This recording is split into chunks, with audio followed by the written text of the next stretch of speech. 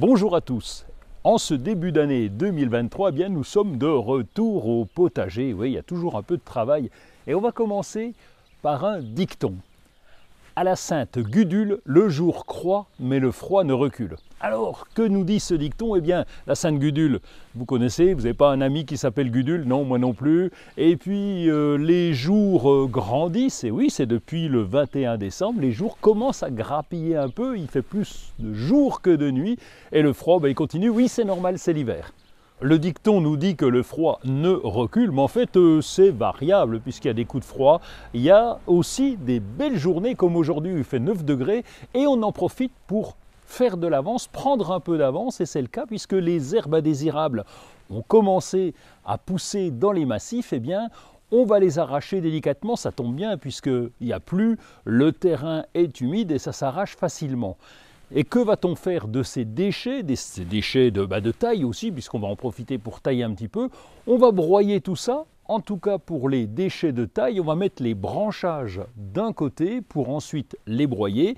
Et pour les herbes indésirables, les quelques déchets que nous avons, on peut faire ce qu'on appelle un compostage de surface.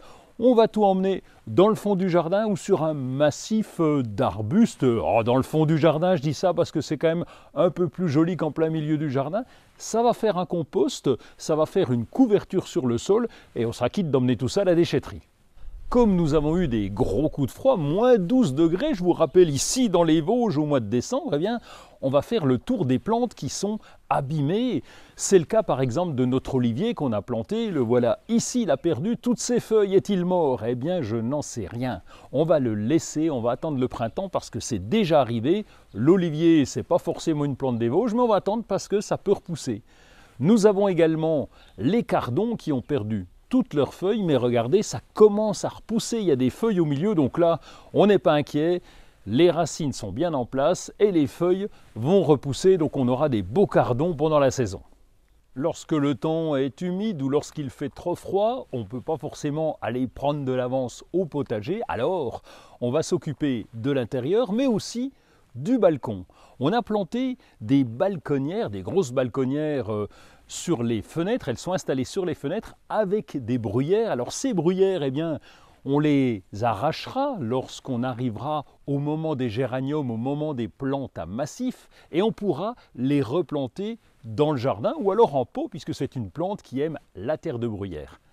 Autre plante qu'on peut utiliser en ce moment sur le balcon, ce sont les cyclamènes. Alors il y a les petits cyclamènes de Naples ou les cyclamènes des fleuristes, ces cyclamènes qui vont geler, il faut les mettre un petit peu en retrait. Allez, ça peut aller jusqu'à 0 degré, mais pas en dessous, et eux vont vous faire des fleurs pendant tout l'hiver. Pendant l'hiver, nos potes les oiseaux ne sont pas forcément à la fête, oui, parce qu'il manque d'eau, il manque de nourriture. Donc on va leur apporter de l'eau, il y en a quand il pleut, mais quand il gèle, il faut aussi remplacer cette eau par de l'eau tiède. Et puis on peut leur apporter des graines.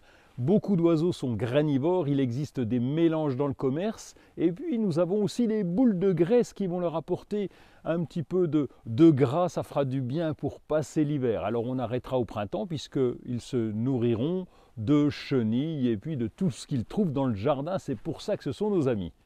Pour ceux qui ont l'avantage d'avoir une serre, eh bien, il faut avoir un œil dedans. Continuez d'arroser les salades et les choux. Si vous avez évidemment planté des salades et des choux, les poireaux, c'est pareil, il ne pleut pas dans la serre, donc il faut donner un petit coup de main. Et puis on va commencer à retourner un tout petit peu le terrain par endroits, s'il vous reste de la place, parce que bientôt, pas tout de suite, eh bien, on pourra commencer les semis, en particulier des radis. Pour ceux d'entre vous qui ont planté du choucal, ils ont bien fait. D'abord, c'est un chou très décoratif, mais il est aussi très bon. Je vais vous donner la recette des chips de choucal. On va couper les feuilles, on va enlever la nervure centrale, on va couper cette feuille en petits morceaux, on va les mettre dans un saladier. Ensuite, on va rajouter un tout petit peu d'huile et on va mettre au four, alors four moyen, pas longtemps, environ 5 minutes, et ça vous fait de très bonnes chips de choucal. Le mois de janvier, on va un peu moins au potager quand même, et c'est la bonne période pour anticiper. On va déjà faire un tour dans les graines que nous avons, qu'il nous reste de l'an dernier. Faut-il en racheter? Faut-il retrouver de nouvelles variétés ou faire des échanges? Pourquoi pas? Là, on va aller sur les sites internet qui nous intéressent ou feuilleter les catalogues pour déjà prévoir les commandes du printemps prochain, ça arrive vite.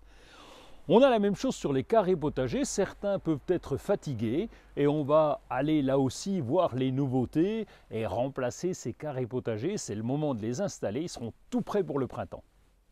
Profitez des quelques belles journées sans pluie, sans froid, pour retourner au potager, ça vous fera du bien.